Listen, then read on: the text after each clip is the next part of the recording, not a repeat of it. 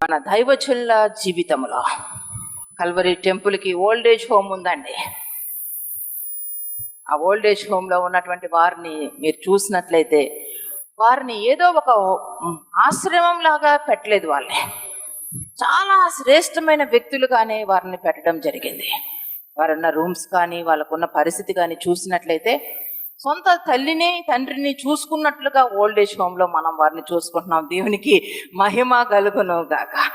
అలాగనే నా వ్యక్తిగత జీవితంలో కూడా నాకు ఎప్పుడు సమయం ఉన్నా అనాథల మధ్యకి నేను వెళ్ళడం, దిక్కులేని వారి మధ్యకి వెళ్ళడం, విరివిగా నా పరిచర్య అంతా కూడా ఎక్కువ శాతం పేదల గురించి, బీదల గురించి, దిక్కులేని వారి గురించే నా జీవితాన్ని నేను ప్రతిష్ఠించుకున్నా. దేవునికి మహిమ కలుగును గాక. ఇంకా పై వేషం అవసరమా?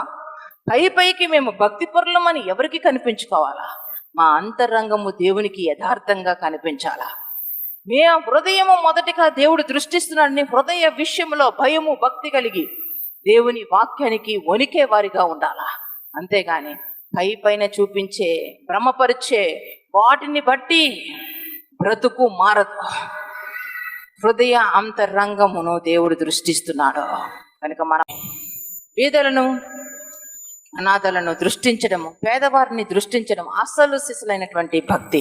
కనుక దేవుణ్ణి గణపరచాలని వాక్యానుసారంగా మనమందరము శ్రేష్టమైన భక్తిని ప్రభు పాదాల దగ్గర కనపరుస్తూ ముందుకు సాగడానికి సిద్ధపడదామా?